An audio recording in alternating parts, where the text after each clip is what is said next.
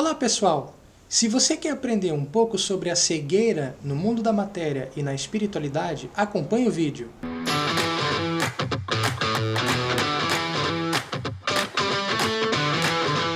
Olá pessoal!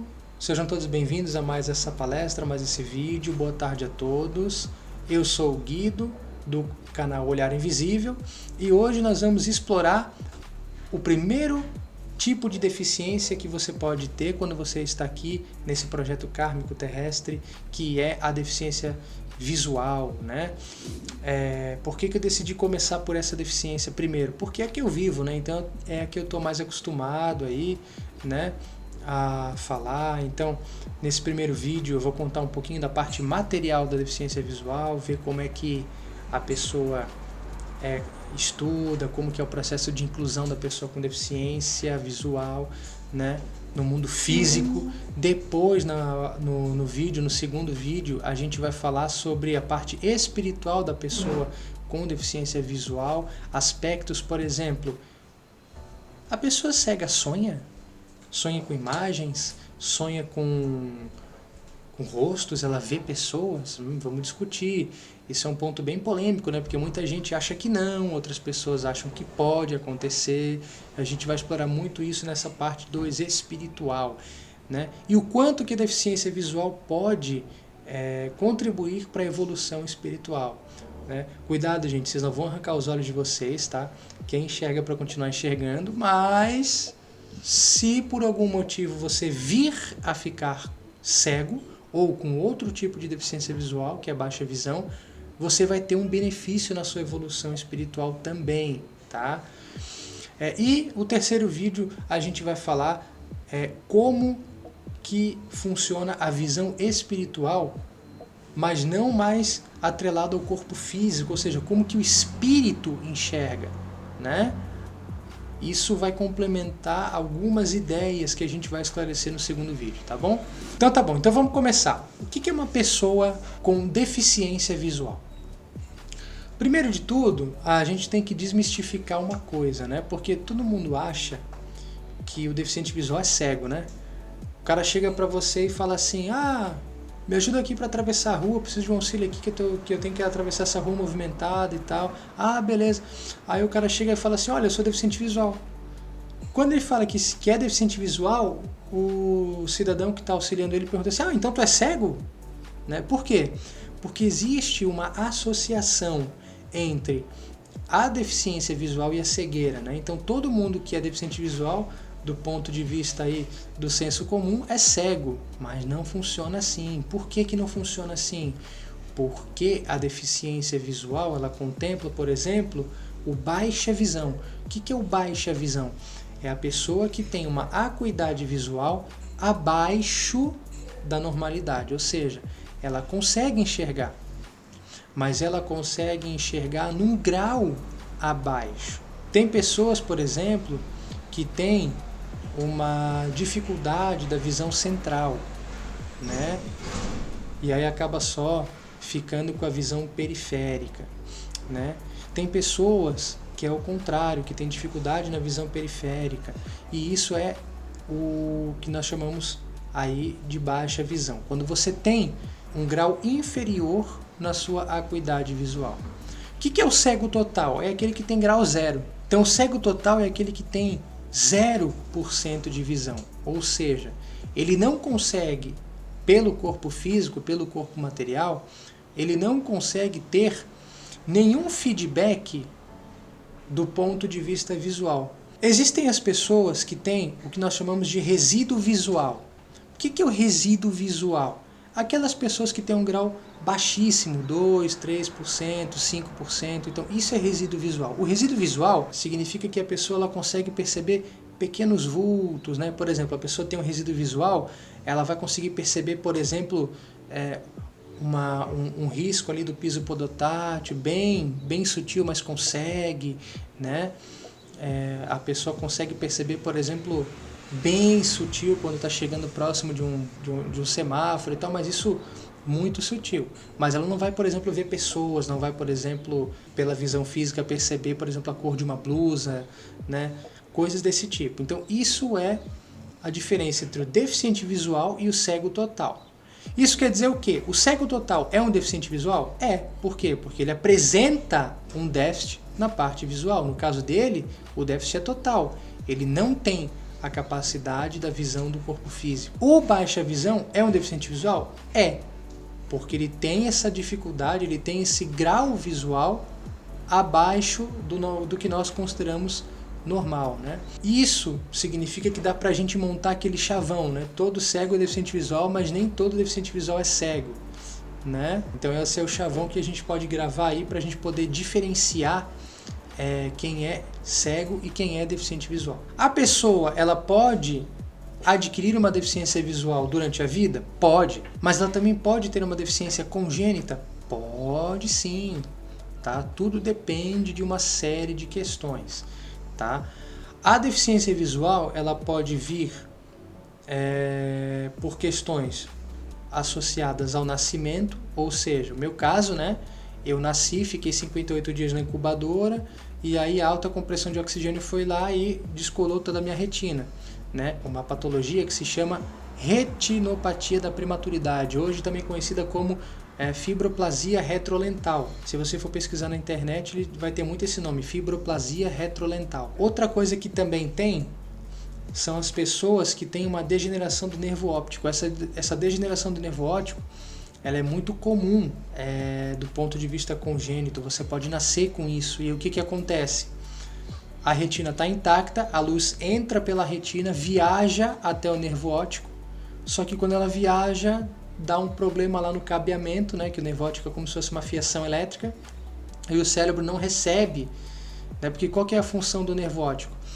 Ele, no caso, o nervo, ele vai pegar a luz que vem da retina, essa luz vai viajar pela retina, vai viajar pelas células do olho e quando chega no nervo óptico, essa luz vai ser convertida em impulso elétrico, que é o que o cérebro entende. O cérebro entende de impulso elétrico. Como esse nervo óptico, né, esse cabo biológico, entre aspas, está quebrado, né, não funciona por algum motivo, então essa conversão não acontece e a pessoa vai ficar sem enxergar nada, né, do ponto de vista físico aí. Então é isso que acontece. Outra coisa que pode acontecer também é a pessoa ter isquemias cerebrais do ponto de vista, por exemplo, a pessoa teve um AVC, um acidente vascular encefálico, né, o AVE. E de repente, dependendo do quão localizado for o AVE próximo à parte aqui atrás do cérebro, que é o lobo occipital, a pessoa pode perder a visão?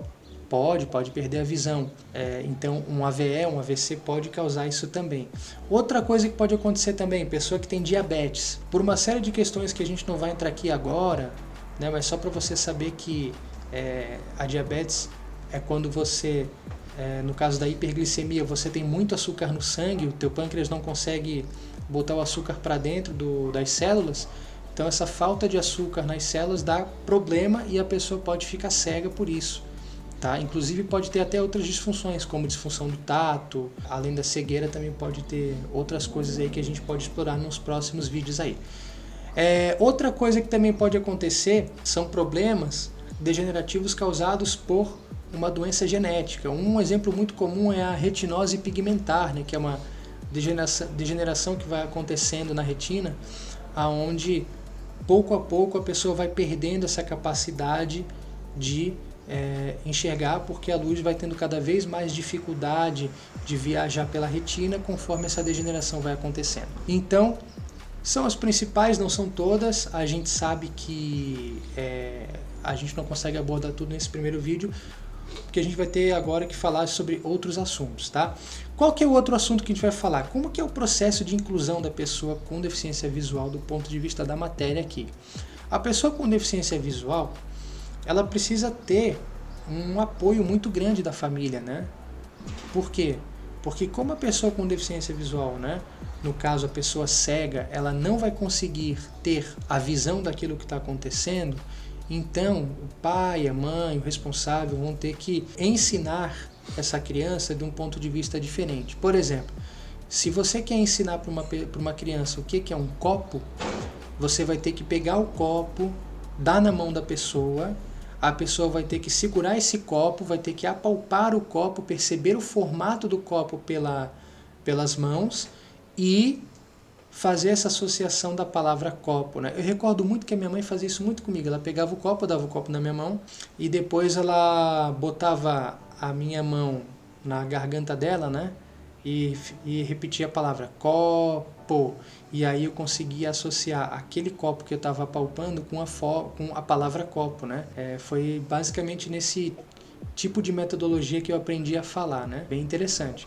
Então, é por aí. A pessoa que ela tem uma deficiência visual, no caso a cegueira, ela vai ter sim que utilizar dos seus outros sentidos. Por isso que quando você vai numa escola inclusiva, no caso aqui a gente tem a Fundação Catarinense de Educação Especial, né? Você tem as salas de recurso, hoje também conhecidas como sala multimeios, tá? Que dão esse apoio para a pessoa com deficiência do modo geral. Você vê muito pessoas, né, os professores que lidam com educação inclusiva, estimulando muito a parte auditiva da pessoa cega, né? Por exemplo, às vezes você tem um carrinho lá que faz barulho, um carrinho de pilha, um carrinho da corda, que você vai lá, dá corda, o carrinho começa a se movimentar e pelo barulho a gente tem que achar o carrinho, ver onde é que está o carrinho e pegar o carrinho, né? Outra coisa que também acontece muito, tanto por parte da família quanto por parte da escola, é trabalhar esses formatos, né? Porque a criança que enxerga, ela tem muito acesso aos formatos do círculo, do quadrado, do triângulo, né? E de outras formas geométricas que a criança vai aprendendo posteriormente, muito pela visão, muito pelos desenhos animados. E a pessoa que ela é cega, ela vai estar sempre que tendo um estímulo tátil para perceber esses formatos, né? Essas salas multimeios, elas vão dar esse tipo de feedback tátil para a pessoa, né? Então, se você quer mostrar para ela um círculo, você vai ter lá um círculo de madeira, você vai ter um quadrado de madeira, você vai ter um triângulo de madeira, né? Você também vai ter outras atividades na escola envolvendo coordenação motora, né? Para trabalhar coordenação motora fina, como massinha de modelar, mexer com argila, né? E isso vai dando pré-requisitos até para outras atividades depois, né? Então, se a pessoa quer aprender a cozinhar, né? Ela vai ter que saber pegar numa faca corretamente para não se cortar. Para ela cortar um alimento vai ter que usar coordenação motora fina. Então é isso, tá? É assim que funciona os primeiros passos na educação da pessoa com deficiência visual, no caso a pessoa cega. Além disso, você tem o ensino regular, ou seja, você vai estudar no ensino regular, como qualquer outra criança, mas você vai contar com todo o apoio de uma sala multimeios. Essa sala multimeios ela pode estar na mesma escola ou pode estar separada em outra escola. E aí eu fiz também uma outra parte da educação muito importante na educação da pessoa com deficiência, que é a orientação e mobilidade. Essa bengala aqui, para que ela serve? A bengala não é essa bengala que usa. Eu usava essa bengala, tá? Mas vocês podem perceber que ela é bem pequena, né? Eu tenho uma outra bengala guardada, mas essa aqui já me serve. Essa bengala que está aqui, ela é utilizada para fazer com que a pessoa cega tenha noção de onde ela está caminhando. Porque o que acontece? A gente sabe que na nossa rua, né, nas nossas calçadas, a gente sabe que as calçadas elas têm muitos obstáculos, né? Tem buraco, tem poste na calçada, tem carro estacionado no meio da calçada. É uma beleza, cara, é uma beleza, né? E a gente sabe que por essa beleza toda, a pessoa cega ela tem que ter, de alguma forma, uma capacidade de perceber os obstáculos que ela tem, os obstáculos próximos, para que ela não se machuque. Então a bengala, o que ela faz? A bengala, conforme você vai dando os passos onde você está andando, você vai fazendo esse movimento aqui com o braço, supondo que meu braço direito seja a bengala, né? Então eu vou dar um passo com a perna direita, a bengala vai para o lado esquerdo, vai tocar na parte esquerda do solo, né? Vai tocar mesmo. Bem. Quando eu der um passo com a perna esquerda, a bengala vai para o lado direito e vai tocar no solo com a parte direita, vai tocar no lado direito do solo, né? Sempre antecipando o passo. Então ele vai ficar sempre fazendo esse arco, pá, pá, para a esquerda, para a direita, para a esquerda, para a direita. Quando isso acontece, e outra, a bengala tem que estar mais ou menos a um palmo assim. Aqui está o meu peito, né? Aqui está a parte aqui do osso externo. Quando eu vou usar a bengala tem que estar saindo aqui do meu peito um palmo de distância. Ela consegue, pela varredura desse arco para a esquerda, para a direita, para a esquerda, para a direita, pegar uma série de obstáculos de acordo com o comprimento da bengala. né? Então, se lá na frente tem um poste, ela vai pegar esse poste e vai bater no poste. Quando a bengala bate no poste, pelo som, a gente sabe que tem um poste, a gente toma atitude. Se tem um degrau na frente ou se tem um buraco, a bengala vai mostrar através do toque, né? Quando ela toca no local onde tem esse obstáculo, ela vai mostrar o desnível, né? E aí a gente consegue perceber, consegue se movimentar através dessas percepções que a bengala pode dar pra gente. Outra ferramenta muito bacana que a gente tem é um cão-guia que eu tenho, o nome dela é Coral. A Coral veio da escola de cães-guias Helen Keller, né? É um cão-guia que ela me auxilia não só desviando dos obstáculos para mim, mas ela também faz com que ela vai gravando os caminhos conforme eu vou ensinando para ela, conforme a rotina de caminhada que a gente vai tendo. E daí, através de uma conversa com o cão, vamos dizer assim, eu vou conversando com ela e aí a gente vai indo para os locais que a gente precisa, né? Só lembrando que o cão-guia ele não faz nada sozinho, né? Sou eu que tenho que ensinar para ele os caminhos, então ter uma orientação e mobilidade muito bem feita com a bengala é legal, e aliás é um pré-requisito obrigatório, porque se você se perder ou se você não sabe chegar até um local, ou se o seu cão não sabe chegar até um local e você tem que ensinar o seu cão a chegar a um determinado local, você vai ter que usar de toda a sua capacidade sensorial, vai ter que escutar o trânsito, vai ter que escutar a caminhada das pessoas, vai ter que perceber todo o ambiente ao seu redor para você ensinar o seu cão a chegar aonde você precisa. Então, se você não tem orientação e mobilidade, não adianta você querer ter um cão. É isso que é muito importante, essa questão da orientação e mobilidade. Eu vou agora demonstrar para vocês como que é um pouquinho do meu dia a dia, né? Como que é um pouquinho andar com a bengala, andar com a Coral, com o cão-guia, e a gente vai então dar uma voltinha aí para vocês perceberem como que funcionam as coisas, tá?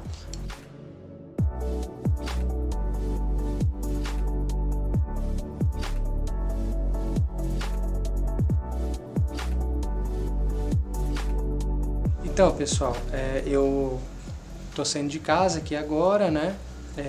Eu vou agora acionar o elevador aqui, eu vou descer no elevador.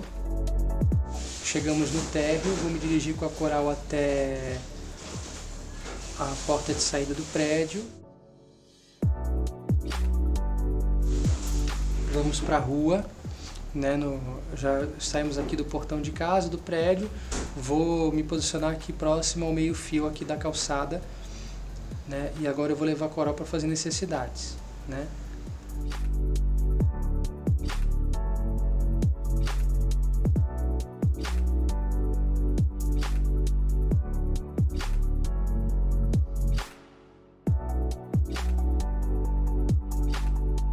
A gente não pode deixar, o cão-guia, ele não pode fazer as suas necessidades em qualquer lugar. Por exemplo, se eu estou num banco, se eu estou no shopping, ou se eu estou no ambiente de trabalho, ela não vai poder fazer cocô dentro desse ambiente, ou xixi dentro desse ambiente, porque são locais públicos, né? A gente tem que sempre lembrar que o cão-guia ele faz o papel da bengala, né? Ele é uma ferramenta de mobilidade, né? Então é para isso que serve esses comandos, esse regramento, né? Mas de um modo geral, ela é um cão como qualquer outro, é um cão muito feliz e é isso. Então, pessoal, esse foi um vídeo muito rápido onde eu mostrei a Coral fazendo as necessidades dela, né? Vai ter um vídeo, eu prometo para vocês que vai ter um vídeo onde eu vou demonstrar como que a Coral desvia dos obstáculos, eu andando com a Coral, como que funciona tudo isso, tá? Isso vai ser em breve aí. Se você gostou do vídeo, dá o seu like e ajuda a gente a divulgar o canal, tá? Um abraço.